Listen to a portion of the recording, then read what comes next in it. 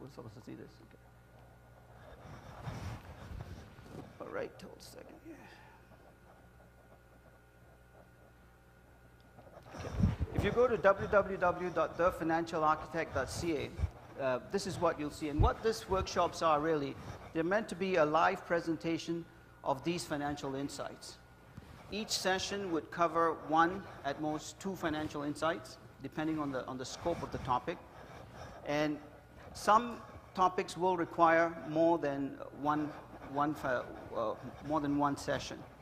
So what I'll be doing in this session is covering the introduction and the highlights from insight number 1, 2, and 3. And each future session will cover one or two or several of the other topics. So just to give you a glimpse of what you can expect in the forthcoming sessions, sessions 1 to 12, some of these things. I'll just mention a few things there. In session 5, ADL stands for Activities of Daily Living. In that topic of long-term care insurance, one of the issues that is there is when you cannot bathe and wash and feed yourself. Those are called activities of daily living, and that's what we'll be taking care of. So this is what we'll be doing going forward in terms of the sessions. What I'd like to do in this morning's session is break it up into three parts. The first is an introduction where I'll talk, it'll serve as a warm-up, and I'll tell you a little bit about myself. That will lead into the unique process 24293, the unique 24293 process, and then I'll summarize that, and that will lead us finally to the exercise that we're going to do at the end, which will help you set financial goals and priorities for the next 3 years, which is about the time that it would take us to go through all these core financial insights on a quarterly basis over 3 years. All right? So let me start with the introduction. The first thing you need to know about me is that I only have one financial guru. It starts with a capital G, right? As a financial advisor in the financial services industry, there are many financial gurus out there who have many different perspectives and ideas and theories. But I follow only one, and that financial guru has written one book that I use as a reference to measure every other idea, concept, theory that comes my way. Okay, and it's my yardstick and measure against what's out there. About 18 years ago, in a swanky downtown hotel in Montreal, I was introduced to this financial guru, and in an act of faith, I accepted him as my Lord and Savior. His name is Jesus Christ, and the book that I'm referring to is called the Bible, B-I-B-L-E, which stands for Basic Instructions Before Leaving Earth, right? And so everything that I teach is based on that. It's built around that book, right? As you will see, it will become obvious to you. So that's the first thing you need to know about me. The second thing you need to know about me is that I did not always have only this much hair. And I didn't think that you would believe me, so I dug up an old picture to prove my point. This must be about, I don't know, I was in my 20s, I think. All right? And when I'm asked what it is I do for a living, I tell people that I am a financial architect, helping people create, design, and build their financial house on a bedrock foundation with tax-efficient walls and a debt-free roof through a unique process called 24293, leading them to financial security, financial independence, and financial freedom. Most people are trying to build a financial house without a vision, a design, and a step-by-step process to guide them. Are you one of them? To say all of that, it takes me about 30 seconds. I've timed it. Okay, and it's what people call an elevator speech. We are invariably asked, so what it is you do? And this is what my standard reply is, right? And then if I have the luxury of another 15 seconds, I go on to say the next thing. My role begins by helping create a vision, which we are going to be doing at the end of this session, create a vision over the next 3 years. And then over time, the financial house is built according to the design. Then and only then can there be an immediate assurance of financial security and a future hope for financial freedom. So let me come back and explain some of these terms to you. I use the metaphor of a financial architect and of building a financial house because people can relate to that. People can relate to the idea of a house in which they live and of the building of a house and what it takes to make that house secure. So that's the reason why I position myself as a financial architect, right? Now when I say that I help them create, most people have no notion, when I tell them that I'm a financial architect, there's a look of puzzlement that comes about. And they have no notion of a financial house.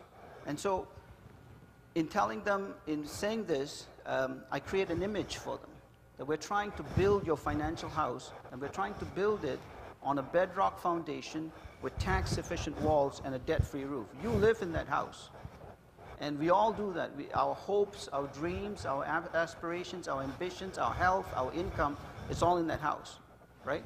And most of us do not see it as such, and so we go out there and buy what I call financial furniture and financial decorations without really taking care of the protection of everything that's in that financial house, right? So what I do is I help people have this notion of a financial house and help them create a vision of that house first. And that vision is created by financial goals. By defining some financial goals, what it is that you would like to see happen, which is the exercise that we're going to be doing. Then when I talk about design, this building, for instance, before it ever came to fruition, somebody had an idea of what it was going to look like. We put it in blueprints, and then finally labor and materials to put it together.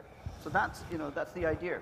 And the design that I suggest is one that is built on a bedrock foundation. None of us here would live in the house that we live in if we knew that the foundation was shaking, right?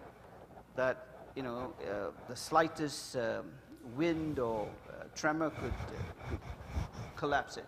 None of us would live in the house that we live in if you knew that the walls were so thinly insulated that it could not even keep out the winter cold. And none of us would live in a house if we knew that it's so weighted down by stuff that we've been putting on the roof that it could cave in at any minute. You wouldn't feel safe in that house. You wouldn't feel safe for yourself or for your loved ones. Yet isn't that what we do financially? When we with our financial house, when we don't have a notion of a financial house, that we go out there, the foundation is not solid because if we run out of time, run out of health, everything is going to come crashing down. We are not properly the earnings that we bring in. Okay, it seems like we're spinning wheels because we're paying so much taxes. See the analogy that I'm doing? And as far as debt is concerned, the society that we live in, it promotes debt. And the global financial crisis that we've had in the last 2 years, at the heart of it is an overextension of debt. Okay? Too much debt that people had. And that's what causes it. So, and then the building of the house, it takes time. It takes time to build a house over time. So this is what I meant by building a house, a financial house, on a bedrock foundation. Now, the bedrock foundation that I'm referring to is eliminating two dangers that are there immediately. One is what I call running out of time, and the other is running out of health. Okay? By running out of time, I'm not talking about not having enough hours in a day to do everything that needs to get done. I'm talking about the last heartbeat. We tend to think that, we are a lifetime away from eternity, right? But the truth is, each and every one of us is only one heartbeat away from eternity. And that last heartbeat can be precipitated instantly by violent accident, in a matter of minutes by heart attack, in a matter of days, weeks, or months by terminal illness such as cancer. So that's the first danger that needs to be eliminated, that there's going to, there's a danger that we might run out of time. Okay? The second danger that needs to be eliminated is running out of health, right? None of us has a guarantee of health. And in fact, as soon as you get past, you're past 30, it's a downhill. It's a downhill thing, and trying to stay healthy is an uphill battle. But eventually, okay, both of these things, running out of time and running out of health, they will happen. It's not a question of if; it's a question of when, right?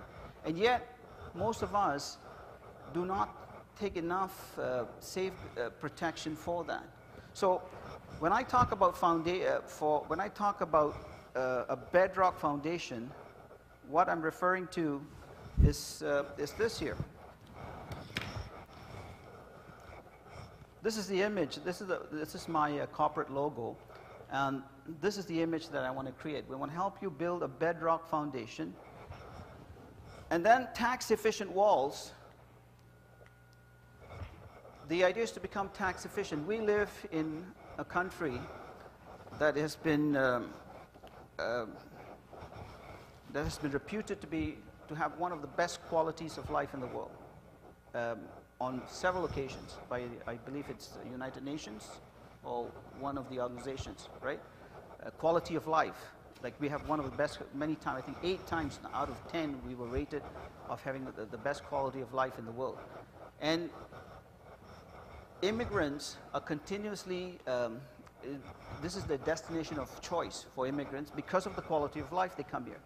But that quality of life comes at a price. We also have one of the highest tax rates in the world. So once you are in the system, and if you are not doing anything to save taxes, to be tax efficient, to pay the least tax possible, there's a lot of money that is leaving your financial house, right?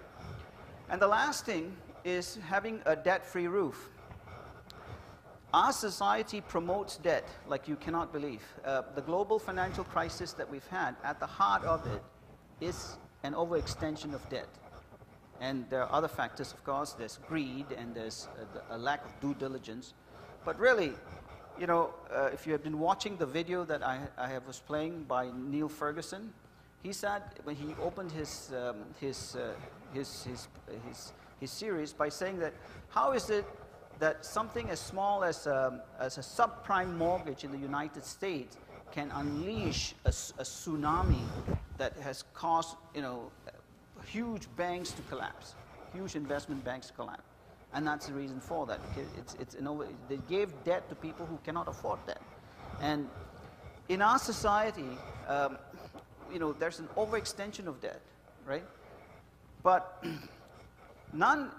biblically, none of these things are encouraged. Let's talk about, your bedrock foundation. Jesus said that, there are 2 kinds of builders who build a house. Okay, the one who digs deep into the ground and builds it on the rock, versus the one who builds it on sand, right? And yet, many of us do exactly that. We are inadequately protected for running out of time and running out of health, for whatever reason. Okay, sometimes because of a lack of knowledge, sometimes because we just want to avoid because it's being oversold to us, right? But that's that. Now, as far as tax efficiency is concerned, Jesus also said that you have to give to Caesar what is Caesar's, and to God what is God's. Nowhere did he say that we can let Caesar take it all, right? The onus is on yourself. You owe it to yourself and to your cash flow to do everything possible to save the taxes. And then finally, debt. The Bible is, does not mince words about debt. In the book of Proverbs, the borrower is called a slave of the lender. I mean, it's not very lightly treated. When you borrow money, you are a slave to the lender. And as far as getting out of debt is concerned, it's very strong words. He says, don't give sleep to your eyes or slumber to your eyelids. Free yourself from the like a gazelle from the hunter, and like a bird from the snare of the fowler. Very strong words about getting out of debt, right? So what I'm promoting here to be optimally insured, to be tax efficient, to be debt free, is a progression. Okay? Most people don't see it like that, but that's the way it should be before you go out there and buy financial investments and decorations. Many people are buying investments and decorations while they're still carrying debt, and that doesn't make any sense to me. During the global financial crisis, throughout my career, I've sold a lot of investments to RRSPs, and in the last 2 years, when clients would call me and ask how are my investments doing, I had to tell them that, look, it's gone down by 25 to 45%. And they know that it's not my fault, unless they've been living under a rock, they know what's been going on. Okay, that's, there's been a shrinkage. But when you look at that, those same clients carry a mortgage, have credit card balances, have personal loans, and here we were going after, a rate of return of 10%, which we may or may not get, and now have lost 25 to 45% of the capital itself, when we're still carrying debt. So it seems to me like we didn't do it in the proper progression. So the proper progression, it seems to me, is to address the dangers that are there, running out of time and running out of health, and then making sure that you're tax efficient, and then getting rid of debt, and then and only then going out there to invest, right? Now, how much is all of this going to cost? And what portion of your income should you be putting into this? I suggest that to do all of this, you should allocate about 20% of your income or your assets. And why 20% of your income and assets? Again, coming back to the Bible, in the 41st chapter of the book of Genesis, God told Pharaoh, the then king of Egypt, very firmly and decidedly, in 2 separate dreams in the same night, that were interpreted by Joseph, that the land of Egypt was going to have 7 years of abundance followed by 7 years of famine, right? And then he told Pharaoh in verse 34 to take 1/5 from the years of abundance and keep it in reserve for the years of famine that are going to follow. My takeaway from that is this: 1/5 is 20%, right?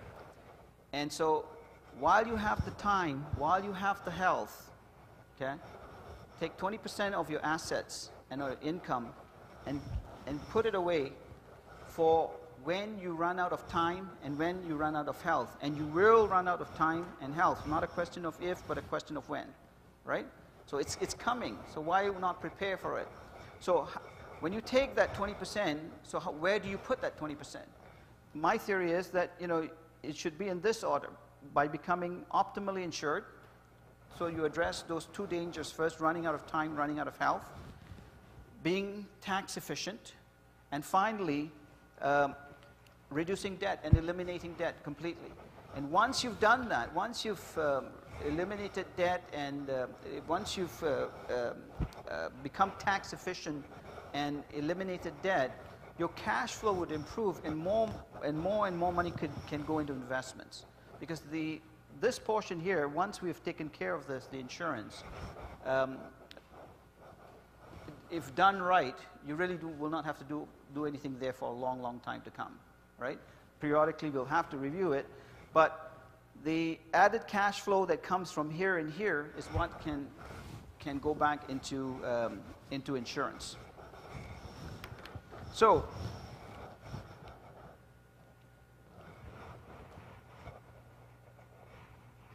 when I say that this is what we're doing, I help people create, design, and build a financial house on a bedrock foundation, tax-efficient walls, and a debt-free roof. This is what I'm referring to. And the process that I use is what I call 24-293. And what 20 is referring to is that 20% of income that we put into this. The 4 is the 4 steps that I just mentioned. 1 is the bedrock foundation, 2 being tax efficient, 3 having a debt-free roof, and then 4 buying the financial furniture and decorations, which is what I call investments, right? That you put in the house. So the 20 refers to the 20%, the 4 refers to the 4 steps, the 290 is 2 hours every 90 days, okay? I deliver this idea, this concept in one of 2 ways. One is privately to individuals who have the asset, the income, or the fee-based requirements on a one-to-one basis. So I would meet with them for 2 hours every 90 days and do exactly what I'm doing here in a public setting, right? And the other way is in a public setting such as this, called financial workshops, either in the evenings or on a Saturday morning like this, called an Empower Breakfast. So the 290 is referring to the time, when we do this. 2 hours every 90 days. You cannot build it's like building a physical house. It takes time. There's a gradual progression, and you have to build it from the ground up. So that's what the 290 is referring to. And the 3 refers to the 3 universal challenges that people face. 1 is running out of time, running out of health, and running out of money.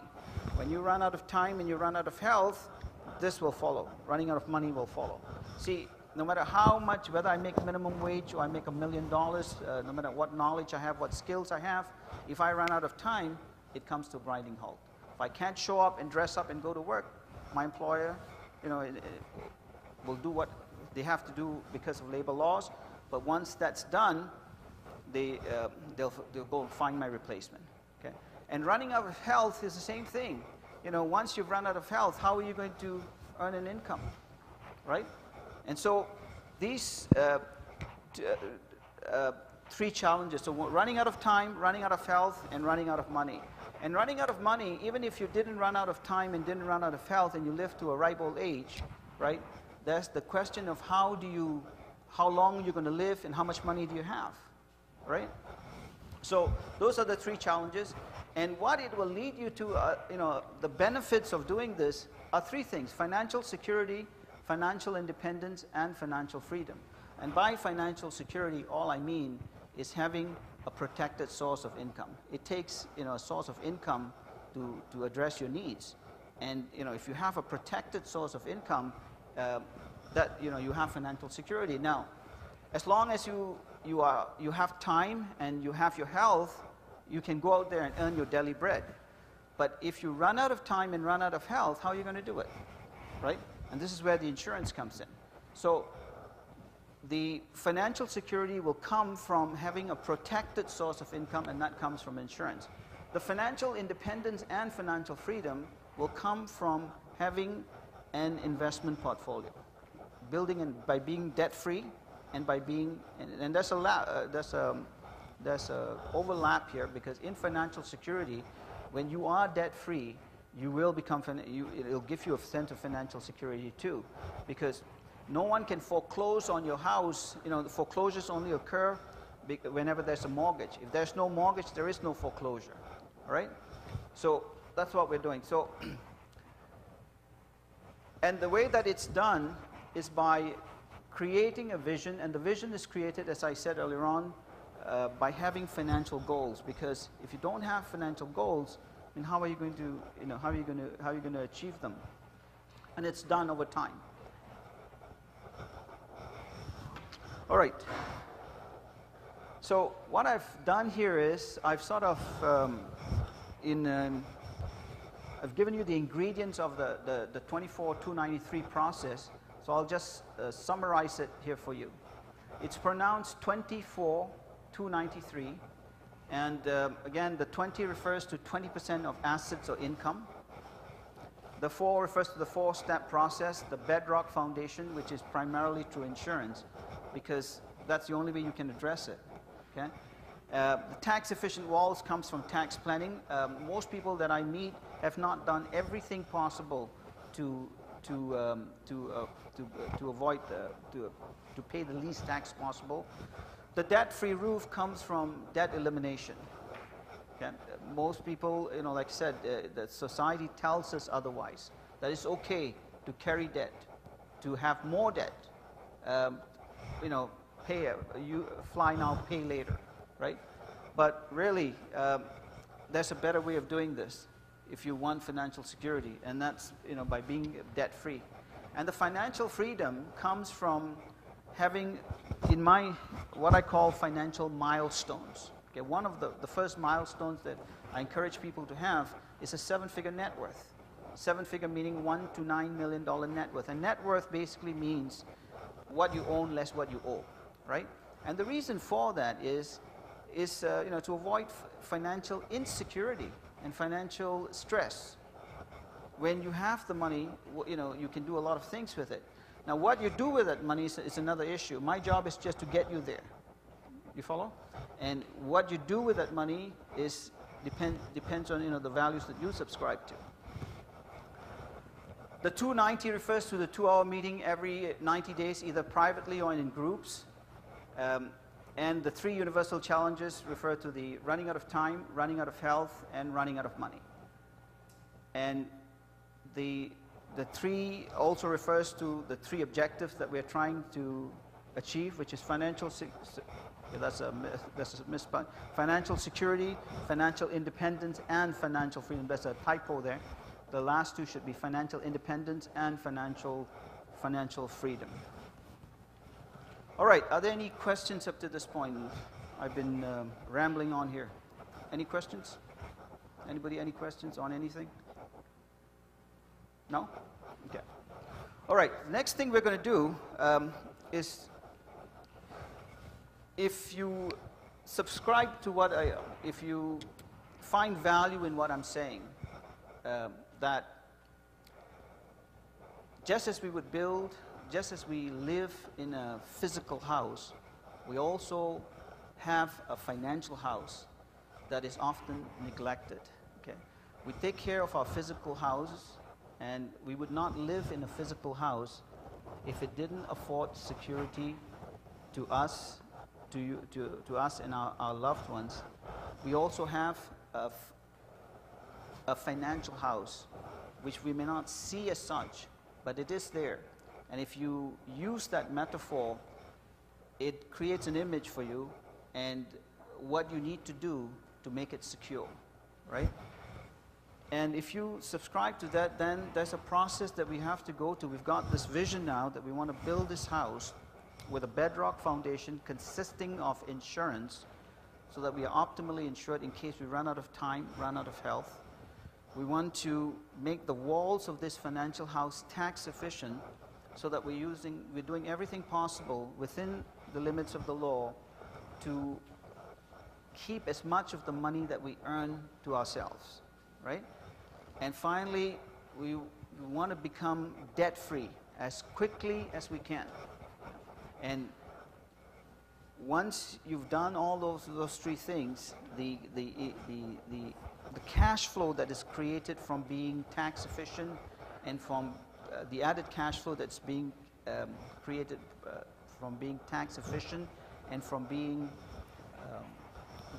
debt-free can now go into investments.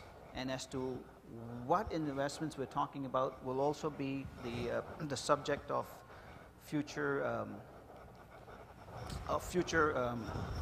sessions that we'll be doing.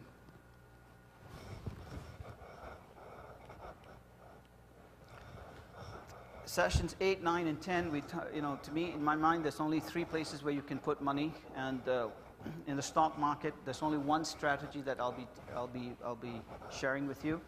In real estate, there'll be 2 real estate strategies that I propose, and the third one, where the fastest way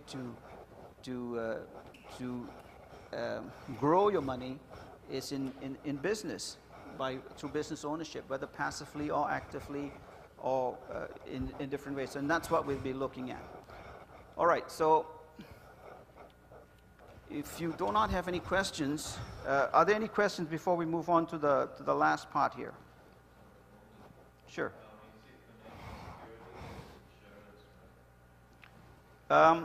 Financial security comes, my definition of financial security is having a protected source of income. Okay? Now, most of us have a source of income through employment, right? Whether we are employed by someone or we're self-employed, or unless we're retired, then there's passive sources of income that come in through an investment income or through pensions, right? But there's got to be a source of income because we do have needs. And if that income is not protected, that's what creates insecurity. I mean, if you walked in tomorrow and your employer tells you, "Sorry, Maxwell, times are tough. We have to let you go." What does that do to you? It creates insecurity, stress. You don't know how you've got obligations, right? So that's what I meant by financial. And so we have to be doing things that will help us, that will create that. Okay, being debt-free, just being debt-free, creates financial security, because now, not only do I have to there's the basic needs that I have to take care of. There's obligations that I have to pay, because creditors, are not very forgiving. Does that answer your question?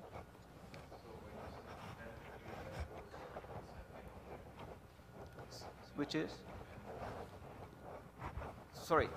These three, financial security, financial independence, and financial freedom, they're a progression, okay? It depends on where you're at. So to me, first of all, financial security is having this protected source of income. And because unless you already have the wealth, you have the money, I mean, how else are you going to do it besides being able to go out there to work and to earn? And what can keep you from going out there to earn your daily bread? Two things: running out of time and running out of health. If I have a heart attack, or if I have cancer, or if I have a stroke, I'm not able to dress up and go to work and perform at 100% of my capacity. Okay? If I run out of time in a violent accident, then that's my last heart. Everything comes to a grinding halt. So this is where insurance comes in. Then also becoming debt-free gives you a sense of security too, because now I don't have all these bills to pay. I don't, you know what I'm saying? So those two things will give you financial security. Building the investment portfolio will help you become financially independent and eventually financially. I make a slight nuance between the two: financial independence versus financial freedom. To me, financial independence is if I no longer have to depend on a paycheck. You follow? If I have been putting aside 20%, as I'm suggesting, okay? Now just take any one of us in this room. I look around and I say, like, most of us have been in the workforce for at least 20 years. Am I right? At least 20 years. And if you had put aside 20% of your earnings, just look back now, right? Let's say we've done this 20 years ago, 20% of that. Wouldn't you be sitting on a nice portfolio right now? And if your health is giving way, or if you don't have the energy now because you're in your 50s and your health is starting to wane and whatnot, do you not have to isn't it great to have the privilege to say, look, I can now scale down to maybe 2 days a week, or maybe not even work at all, hang up my shoes? But look at the reverse situation. If you've been piling debt on your roof, okay, and taking on bigger and bigger debt, and you're coming now and your health is going, you see the quandary that you're in? So the world teaches otherwise. So I'm saying that there's a better way of doing this, right? And in doing this, I'm saying that if you becoming financially independent is just reaching the stage where you do not have to depend on the paycheck. Not if you don't want to. And there is value in work. Okay, when I sit down with people, I even challenge their notion of retirement. I tell them that this traditional notion of retirement that we have is I don't think it's right, because it doesn't make sense to me that you would go through life, gain all of this experience, gain all of this knowledge, And then you come in, at some stage in life and you're going to say, I'm just going to, hang it all up and forget, and just let it all go to waste, right? I suggest that you when you come to that stage of life, now you are at that stage where you no longer have to do this for money, right? In my case, for instance, this is what I do for advice. I can do it to the poorest of the poor. I don't have to go after the high net worth, high income individuals because they give me a bigger paycheck. You understand? I can work with the poorest of the poor because money is not the issue anymore because my needs are all taken care of, right? And so you want to get to the stage, to me, if you get to the stage where you no longer have to depend on a paycheck, in theory you are financially independent. Financial freedom to me is, having enough wealth because we've done investments the right way and you've chosen the right investments, that we've got enough not only to last for our lifetimes, for several lifetimes, and to help others. Okay? So, if I'm trying to support a church or a ministry, the size of the check that I can write is much bigger because I have it. Okay? And if my values are, my head and my heart is in the right place, it will not be all for me. It's to help others too. Does that answer your question? Any other questions?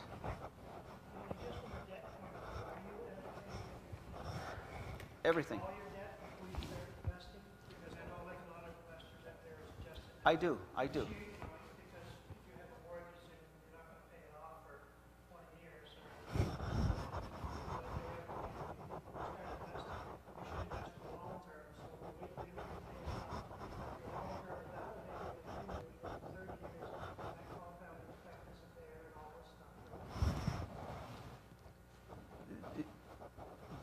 In theory, that works. Okay? To say that it is better to invest because of the long term and what. But here's the thing. Let me just. Here's why I say that we should be debt free completely before we invest. And I'm saying that we should invest. Okay? I'm not saying that we should not invest, but do it in the proper order. And here's why. When I invest, when I counsel people to invest, I tell them that, look, first thing you need to do is define a rate of return. What do you want for this money? Okay, that you're going to give to someone, going to invest wherever, in the stock market, in real estate, or in business. First define the rate of return, right? And then the next thing, ask yourself is, what is the risk that's involved in this? So there's the return and that risk, right? And the more of a return you want, the more of a risk that you have to take. I mean, the safest place to put it is put it under your mattress, but it doesn't keep up with inflation. You can leave it in the bank, they're going to give you less than 1% interest. Inflation is running at 2 or 3%. It doesn't keep up with inflation, right? So, having said that, now, when you do earn that money, and let's say you did take a risk, and the one that I suggest to people when we're doing RSPs especially is, let's shoot for 10%. Why? Because inflation is running at 2 or 3. Taxes we have to deal with even after taxes and inflation, we've got a real rate of return, right? So that's what I suggest, okay, 10%. But take a look at this. In a non-sheltered environment, if that money is taxable, in order to earn 10% at the 50% tax rate, I really have to be earning 20%, pay 50% taxes, earn 10%. Now, if I do that, and I have a mortgage, I have a credit card balance, I have personal loans, and all of this, and especially if they're not tax deductible, consumer debt. In Canada, the mortgages are not tax deductible. You can't deduct the interest, right? So if I'm paying 5, 6, 7% on my mortgage, 3, 4, 5, 6, 7, whatever the rate is, let's use 5%, right? Then I have to earn 10%, pay 50% if I use a 50% tax bracket, and then pay my mortgage with after-tax dollars. Do you understand? And to me, if you carry debt, so if you don't get this debt idea right first, right, then most people will carry debt to their grave, because if you don't have as an objective to become debt free, you will never become debt free. Okay, and if you follow what the Bible says, it says, don't give sleep to your eyes or slumber to your eyelids. Run like a gazelle from the hunter, like a bird from the snare of the fowler. It doesn't mince words about how you should deal with debt. Get out of that. You're dealing with a snake here, right? So if you do that, then look, once the money is,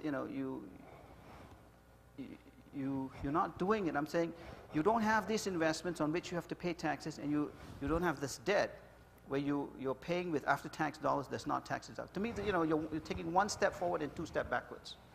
And the only way you can rectify that is by taking undue risk.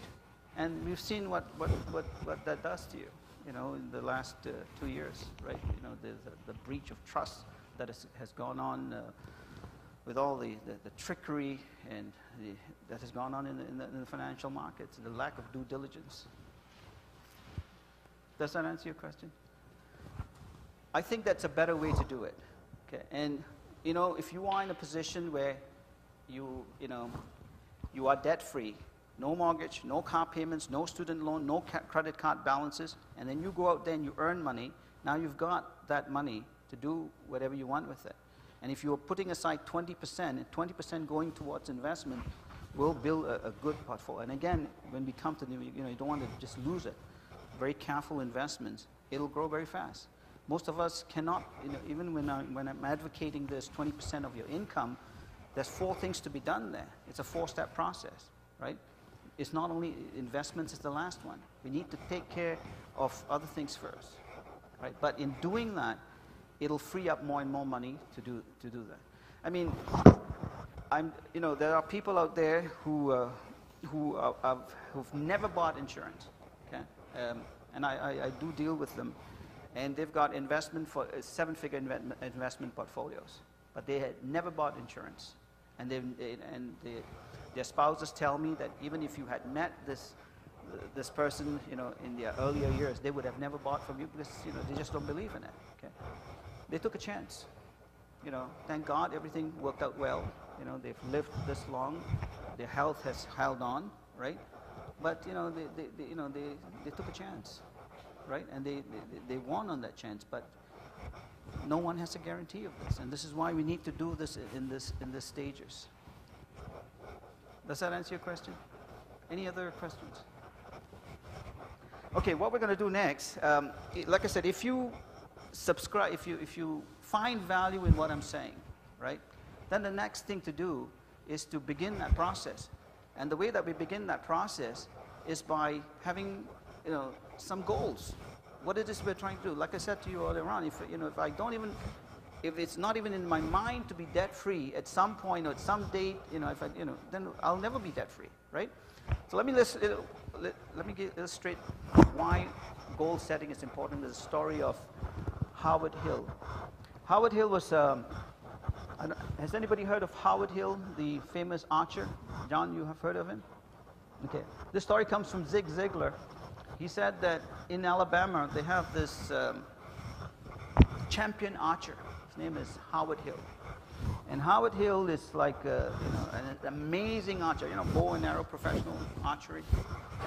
And it says that Howard Hill could, had such an amazing archery skill that he could shoot a bull from 50 feet and split it right in the middle.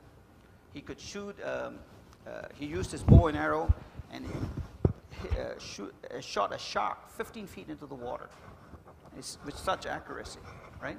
And he was just an amazing archer. He entered in 287 archery tournaments and was placed first in every one of them, right?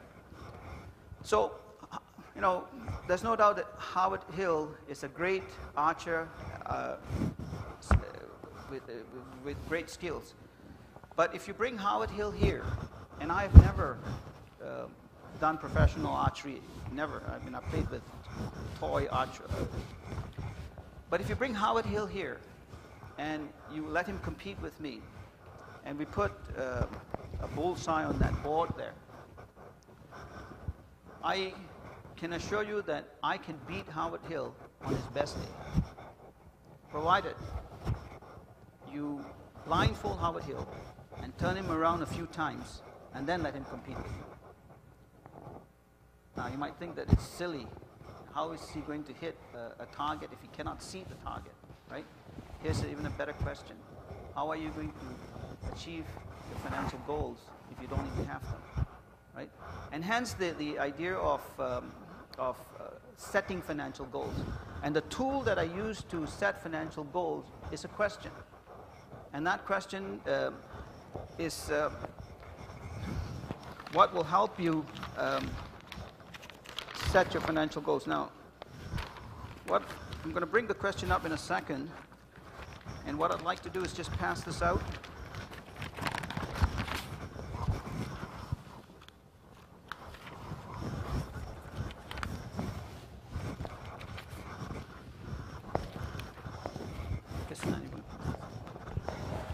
And the question is this, that if we were having this discussion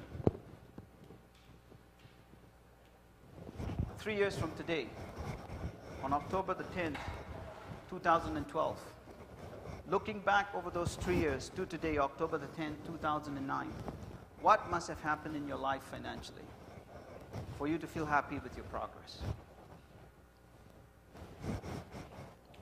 Some of the things that you might put down is, depending on where you are and what stage of life, and what this will do to you is, it'll bring out what's important to you at this point.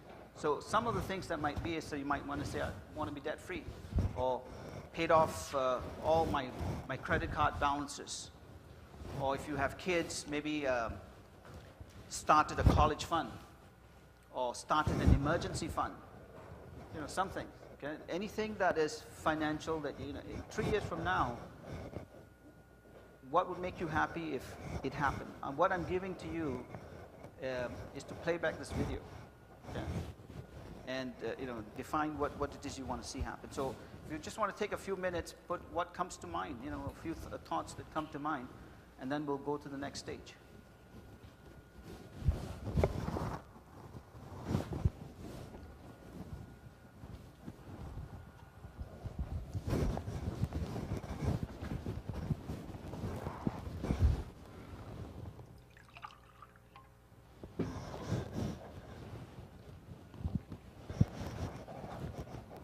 Does everybody have a sheet? Yeah.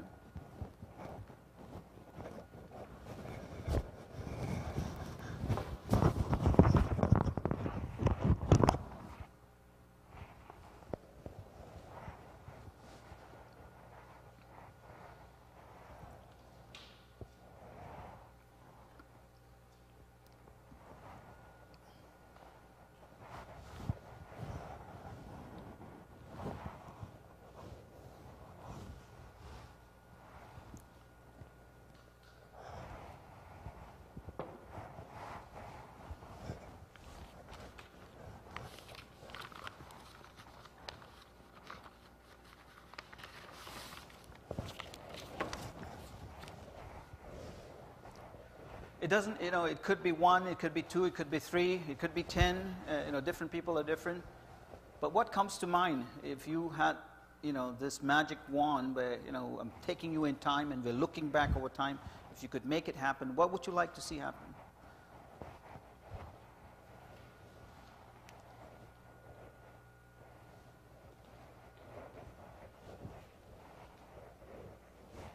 All right, if once you've done that, the next thing to do is take that list that you have and prioritize it in descending order of importance. What would you like to see happen first, and second, and third?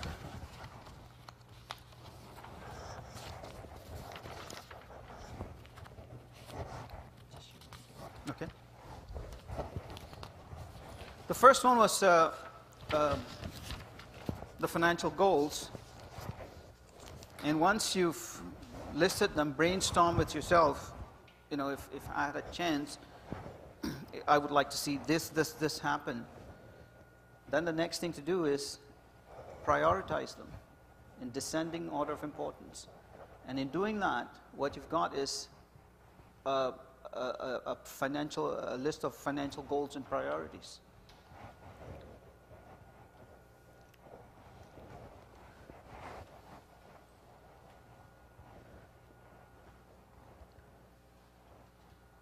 Now, whatever you've put down in your financial prioritized list, whatever you've put down, I assure you it takes money to do. Okay? It's going to cost money, right? And that can only come about if you have a system and a process to help you do it. There's just not enough time in the course of a day for you to go through all of the information that comes your way. There's just so much out there, and so you need someone to help you to do this. And these financial workshops are going to be a way to do that, to sift through the information.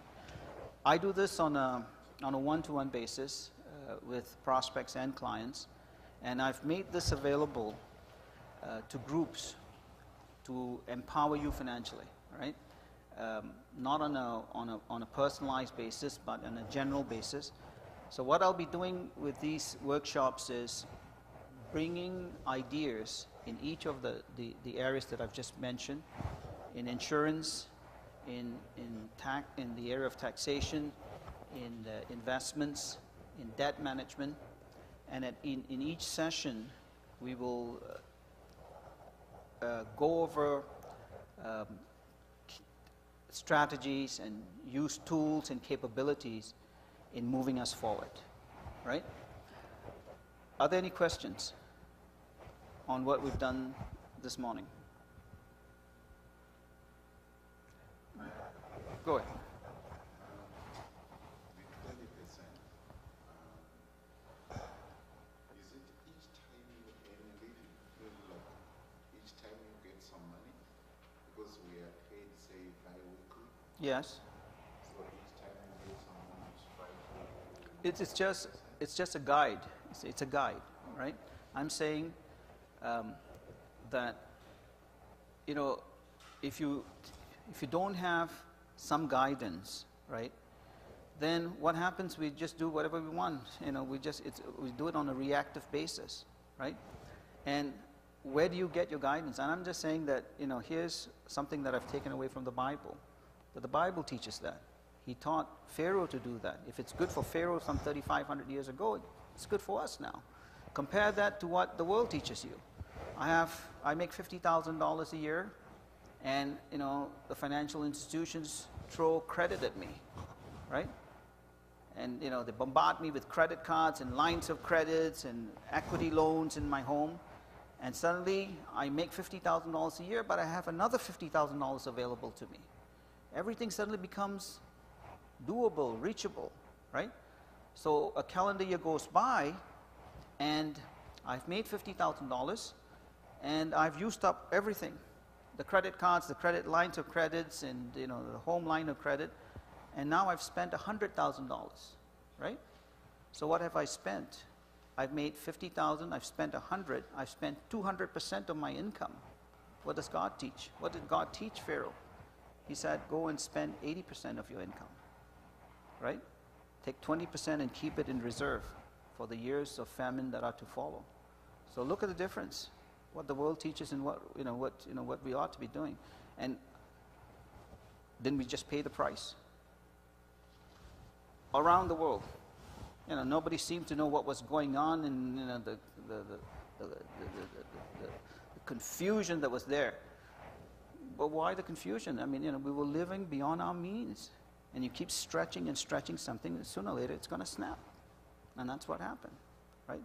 So to answer your question, it's a guide, 20%, and however you're getting paid, just as you do tithing, you know, when people tithe, 20% of gross income, net income. I mean, you decide that, but it's a guide. But at least be putting aside 20% of everything that comes in. Okay. Now, there are some people who would say, take the entire 20% and put it into investment. I suggest that you do it the way that I'm suggesting, in that progression. Okay, do not put it into investment straight away. Take care of your insurance first, take care of your tax efficient, make sure you're tax efficient, then take care of debts, and then invest, right? But as you do these things, the cash flow is going to improve. If you become debt-free, if you become tax efficient, you just have more cash flow going into investments. You understand? It is 20%, it's just a rule, it's just a guide. And however you get paid.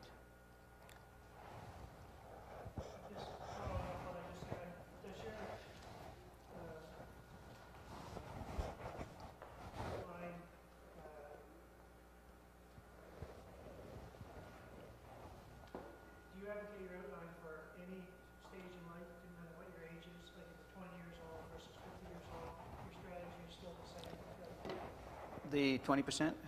The process. Absolutely. Absolutely. Why? Let me explain why. I mean, if you are in your 20s, or if you are in your 20s, or you are in your, let's say, 60s, right? What's the difference? When you're in your 20s, unless you're born into wealth, right? Chances are your net worth has not been built up yet. You've never had the privilege, unless you were born into wealth. People have it. You need to go out there and earn, and unless you are building it, you're going to wake up someday, 40 years from now, something called a 40-year plan. People work for 40 hours a week for 40 years, from age 25 to 65, and wake up at age 65 having to live on 40% of their income from all sources. Okay? And they wonder what happened. During that 40 years, they probably made a couple of $1 million. So where did all the money go? It went to taxes, it went to debt, interest, it went to needs and wants, and they just didn't put the money aside, right? Okay. Now, so how is someone in his 20s who does this different from someone who in his 40s? The one who is in his 20s, the insurance is for what I call the estate creation, because if that person does not make it home one night, right, the surviving spouse and the family that's dependent on them have very serious problems. Because as it is, many of them are struggling, these young families, right, to make ends meet and whatnot. Imagine if that income is taken away, they're in a worse position. So all the more the need for the insurance. When you are in your 60s, right, that same insurance that we've set up, and chances are you won't have to buy more because we've already set it up, the foundation has already been built. But it'll be carried through then, that will be used for what we call estate preservation purposes. When I sit down with someone in their 60s, right, one of the first things I bring to their attention is that, do you know that if you die tomorrow, there's no immediate problem if you have a spouse, a surviving spouse, right? But what happens when your surviving spouse goes? Do you know that 50% of all that you've built up now is going to go to taxes because it's deemed disposed at fair market value? One of the things that I do when I meet pastors is I give them a memory hook. I tell them that, look, pastor, if, whenever you come across a widow or a widower, think of me. And what you want to do is tell that widow or the widower and have a chat with me. And they'll say, why? Because I want to sensitize them to this fact that, look, if you die, and now that you're at this stage of life, right, if you have a surviving spouse, there is no problem. Everything goes to your spouse. Everything is rolled over. Pension monies, capital gains, all of that. But when that spouse goes, Revenue Canada will get half of that. I'm talking about deferred capital gains from real estate property, from investments. I'm talking about pension monies, all deemed disposed. So to answer your question, yes, the need for there is there. Now, the tax efficiency part, being tax efficient, having tax efficient walls. When you're in your 60s, still as relevant to you as when you're in your 20s.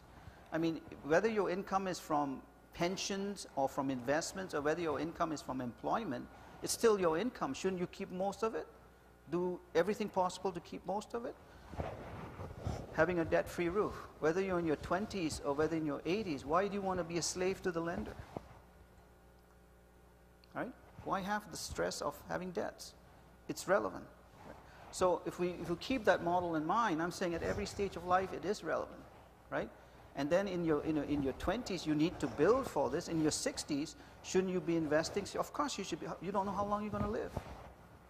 You don't want to run out of money before you run out of time, right? You cannot stop. It's a process that continues, but it's a guide. You follow versus not having a track to run on. Does that answer your question, Bob? This, of course, there's going to be flexibility. This is just a guide, right? And within that, you can move around. But this is something to start with. All right? Okay. Are there any other questions? You've been very quiet, and I really don't know what you're thinking. If there's no questions, I'd like to bring this to a close, if that's okay with you. Okay.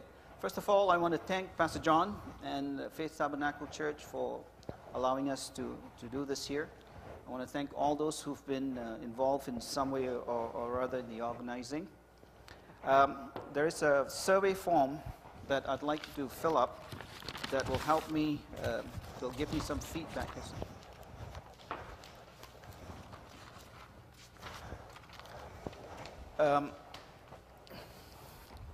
That'll give me some feedback as to what you might be thinking or how this can be improved.